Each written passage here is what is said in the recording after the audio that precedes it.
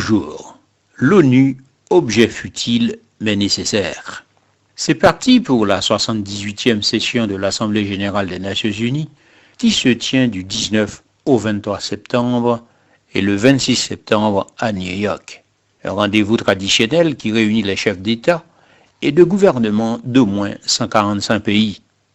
Mais ils sont absents des orateurs les plus puissants du monde, sauf les États-Unis d'Amérique, la France, le Royaume-Uni, la Chine et la Russie. Pour la Russie, l'absence de Vladimir Poutine est entendue, ciblée par un mandat d'arrêt international. Ce sommet est préempté, comme on s'y attendait, par la crise russo-ukrainienne. L'essentiel de ce sommet est occupé par ce conflit. On s'attendait à ce que l'intervention du président américain fût marquée par les menaces de cette invasion sur les sociétés libres.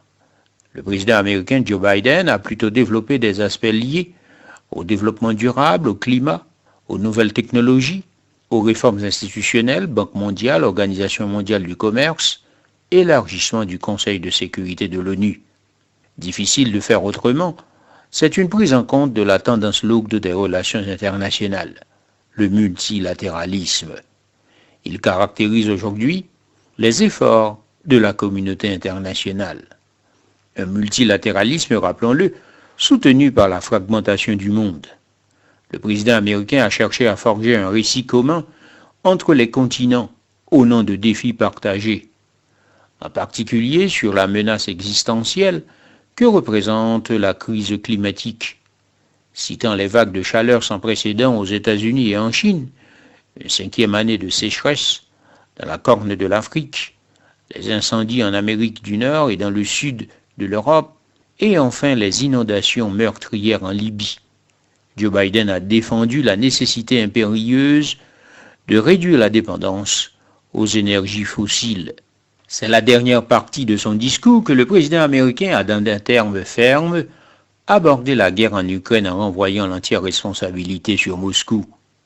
Je cite, « La Russie croit que le monde va se lasser et la laisser brutaliser l'Ukraine sans conséquence. Mais je vous pose la question, si nous abandonnons les principes fondamentaux des Nations unies pour apaiser un agresseur, quel État membre de cette organisation pourra encore se sentir protégé? Si nous laissons l'Ukraine être démembrée, l'indépendance des Nations unies est-elle encore garantie? À mon avis, la réponse est non. » Fin de citation, a expliqué Biden.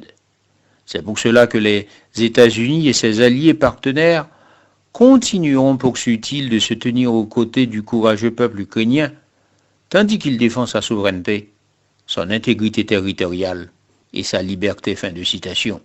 Quant au président ukrainien, il tente de rechercher le soutien d'autres États du Sud qui, pour le moment, souhaitent garder leur neutralité dans ce conflit, préoccupés par les effets de cette confrontation sur leur économie. Volodymyr Zelensky a tenu un discours tendu dénonçant le génocide entre guillemets commis par la Russie, notamment les enlèvements de masse entre guillemets. Je cite, « Nous avons les noms de dizaines de milliers d'enfants et des preuves que des centaines de milliers d'autres ont été kidnappés par la Russie dans les territoires occupés de l'Ukraine, puis déportés. » Fin de citation, a-t-il indiqué. Comme Joe Biden, Zelensky a pris en compte l'inscription de la guerre dans le temps long, la lassitude et les réserves qu'elle suscite. Il a insisté sur la militarisation par la Russie de l'exportation du blé ukrainien, de l'énergie et même des centrales nucléaires pour montrer que les conséquences du conflit débordent dans le monde entier. Sans compter la charge de Zelensky contre la Russie qui, selon lui, occupe la Moldavie, la Géorgie, transforme la Syrie en ruine, la Biélorussie, menace le Kazakhstan et les pays baltes. Je cite, « L'objectif de la guerre contre l'Ukraine est de transformer notre territoire, notre peuple, nos vies, nos ressources en armes contre vous, contre l'ordre international reposant sur le droit », a indiqué le président ukrainien. Des défis insolubles qui affaiblissent l'Organisation des Nations unies, puisque l'une des difficultés de la guerre russo-ukrainienne, c'est le statut de la Russie, membre en même temps du Conseil de sécurité de l'ONU, qui dispose d'un droit de veto. Il est vrai, Moscou use et en abuse. Aucune solution onusienne ne peut être adoptée par le Conseil de sécurité.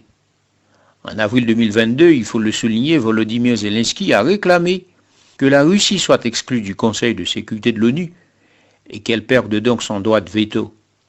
L'Ukraine fait valoir que la Russie occuperait illégalement le siège permanent au Conseil de sécurité qui avait été attribué en 1945 à l'URSS, laquelle n'existe plus. Pourtant, il n'existe aucune procédure de confiscation du droit de veto ou d'exclusion de membres permanents du Conseil de sécurité. Des réformes sont donc nécessaires. Mais la lenteur du secrétaire général à les engager ternit sa réputation. Il a plutôt démontré sa réputation de renforcer les liens entre son organisation et les jeunes de la société civile. Guterres met sur pied le groupe consultatif de la jeunesse sur les changements climatiques, composé de 7 militants issus de tous les continents.